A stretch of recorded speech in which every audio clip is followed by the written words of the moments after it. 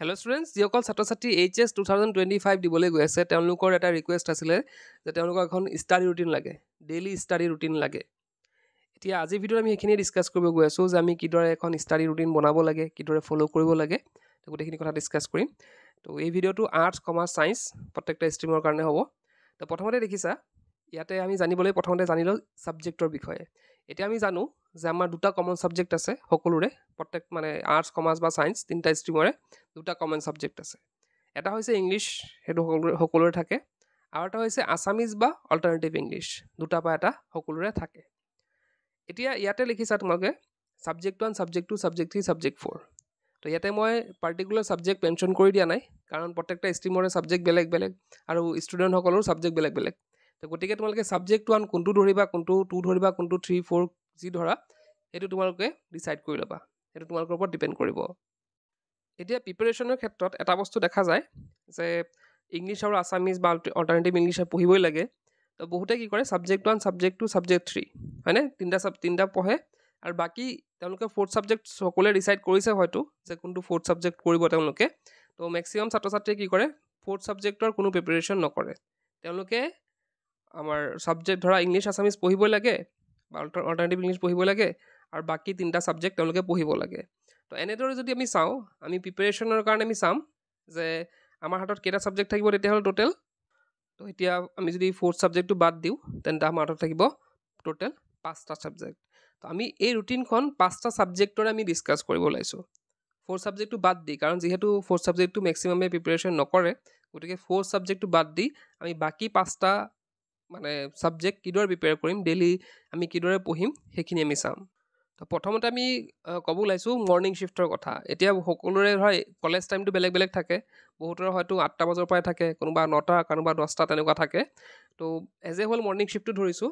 তো মৰ্ণিং শ্বিফ্টত আমি কি কৰিম, মানডে আৰু টুইজডে সেই দুটা ডিছকাছ কৰিম। মানডে আৰু টুইজডে আমি কিদৰে পঢ়িম সেইটো প্ৰথমে ডিছকাছ কৰি লওঁ।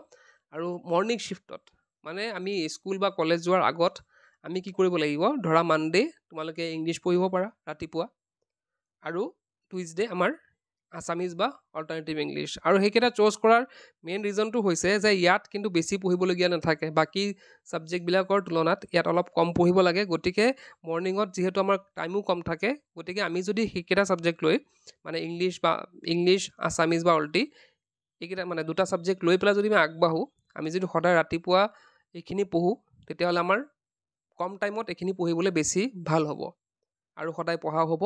গতিকে সেই দুটা ছাবজেক্ট ৰাখিছোঁ মৰ্ণিং শ্বিফ্টত। এতিয়া আহিছোঁ ইভিনিং শ্বিফ্টলৈ। এতিয়া চোৱা, তোমালোকৰ প্ৰত্যেক দিনাখন কলেজত হয়তো কিবা বুজোৱা হয় বা কিবা কৰিবলৈ দিয়া হয়। গতিকে ইভিনিং শ্বিফ্টত যদি আমি চাওঁ মানডেৰ কথাটো, তো মানডে তোমালোকে কেইটাৰ পৰা ষ্টাৰ্ট কৰিবা সেইটো তোমালোকৰ ওপৰত ডিপেণ্ড কৰিব। কাৰোবাৰ হয়তো কলেজৰ পৰা আহোঁতে দেৰি হয়, কাৰোবাৰ হয়তো টিউশ্যন থাকে, গতিকে ইয়াত মই কোনো টাইম মেনশ্যন কৰা নাই যে ইমান টাইমৰ পৰা ইমান টাইম। তো টাইমটো তোমালোকে নিজে ডিচাইড কৰিব লাগিব কিমানৰ পৰা কিমান পঢ়িবা। তো ইয়াতে চোৱা, প্ৰথমতে আমি পঢ়া ষ্টাৰ্ট কৰাৰ আগতে আমাৰ সেইদিনাখন পাৰ্টিকুলাৰ ডে কলেজত কি পঢ়ালে বা কি কি দিলে কৰিবলৈ, সেইখিনি কৰি তাৰপিছতে তোমালোকে পঢ়াখিনি ষ্টাৰ্ট কৰিব লাগিব। এতিয়া আহিছোঁ আমি ছাবজেক্টলৈ। এতিয়া চোৱা, এদিনতে যদি তোমালোকে 3টা ছাবজেক্ট পঢ়িব যোৱা, হয়নে, বাকীটো দুটা আমি মৰ্ণিং শ্বিফ্টত কমপ্লিট কৰি ল'লোঁ, মানডে টুইজডে দুটাৰ কথা কৈছোঁ। তো বাকীকেইটা আমি মৰ্ণিং শ্বিফ্টত কমপ্লিট কৰি ল'ম। কিন্তু বাকীকেইটা এইকেইটা যদি চোৱা তোমালোকে ছাবজেক্ট 1 তোমালোকে বাকী থাকিল কেইটা 3টা। তো এদিনত যদি তোমালোকে ইভিনিং শ্বিফ্টত 3টা ছাবজেক্ট পঢ়িব যোৱা, তেতিয়া কিন্তু তোমালোকৰ একোৱে পঢ়া নহ'ব আৰু ভালদৰে বুজি নাপাবা। গতিকে তোমালোকে কি কৰিব লাগিব, ইভিনিং শ্বিফ্টত দুটা ছাবজেক্ট ৰাখা। দুটা ছাবজেক্ট ৰাখাটো এটা কণ্ডিশ্যন আছে যে আমিতো হোমৱৰ্ক কৰিলোঁ, কৰাৰ পিছতে ছাবজেক্ট 1টো, তো ছাবজেক্ট 1টো আমি কি কৰিলোঁ, আমি ডিচাইড কৰিলোঁ যে আমি কি কি পঢ়িম। ছাবজেক্ট 1ত ধৰা কাৰোবাৰ ছাবজেক্ট 1 ফিজিক্স হ'ব পাৰে, কাৰোবাৰ হয়তো পলিটিকেল ছায়েন্স হ'ব পাৰে, কাৰোবাৰ হয়তো বিজনেছ ষ্টাডিজ হ'ব পাৰে। তো সেইমতে আমি কি কৰিলোঁ, ছাবজেক্ট 1টো চুজ কৰিলোঁ যে আমি ছাবজেক্ট 1ৰ আমি এইখিনি কথা পঢ়িম। ঠিক তেনেদৰে এতিয়া ছাবজেক্ট 1টো আমি যদি ভালদৰে পঢ়িব যাওঁ অলপ টাইম ল'ব, হয়নে। তো সেই টাইমখিনি আমি ছাবজেক্ট 1ত দিব লাগিব। এতিয়া ছাবজেক্ট 2ৰ কথালৈ আহিছোঁ। ছাবজেক্ট 1 পঢ়ি হোৱাৰ পিছত ছাবজেক্ট 2, এতিয়া এদিনতে ইভিনিঙতে তোমালোকে দুটা ছাবজেক্টটো যদি কমপ্লিট পঢ়িব যোৱা, হয়তো তোমালোকৰ ভালদৰে কমপ্লিট নহ'ব। গতিকে মই তোমালোকক ছাজেষ্ট কৰিম যে ছাবজেক্ট 1 যোনটো তোমালোকে ল'বা সেইটো কমপ্লিটলি পঢ়ি ল'বা, ধৰা এটা চেপ্টাৰ তোমালোকে লৈছা সেইটো তোমালোকে কমপ্লিটলি পঢ়ি ল'বা আৰু নেক্সট ছাবজেক্টটো এটা চেপ্টাৰ পঢ়াৰ পিছত এটা ছাবজেক্টৰ নেক্সট ছাবজেক্টটোৰ হাফ পঢ়ি তোমালোকে কমপ্লিট কৰিবা মানে হাফ তোমালোকে আধা ধৰা এটা চেপ্টাৰ তোমালোকে টাৰ্গেট কৰিছা যে এটা চেপ্টাৰ এটা ল'লোঁ তো তাৰে আধা তোমালোকে কি কৰিবা মানডে পঢ়ি শেষ কৰিবা ইভিনিং চিফ্টৰ কথা কৈছোঁ ছাবজেক্ট 1ৰ মই পঢ়ি শেষ কৰিলোঁ এটা চেপ্টাৰ আৰু ছাবজেক্ট 2ৰ মই কি কৰিলোঁ হাফ মই কমপ্লিট কৰিলোঁ এতিয়া চাবা টুইজডে চাবা টিউজডে আমি কি কৰিম সেম হোমৱৰ্ক কৰিম হোমৱৰ্ক কৰি এতিয়া ছাবজেক্ট 2ৰ যি আধাখিনি আমি পঢ়ি পেলাই ৰাখি দিছিলোঁ মানডে ইভিনিং সেইখিনি তাৰে আধা আমি কি কৰিম টিউজডে আমি কমপ্লিট কৰিম হ'ল আধা কমপ্লিট কৰিলোঁ কমপ্লিট কৰাৰ পিছত আমি কি কৰিলোঁ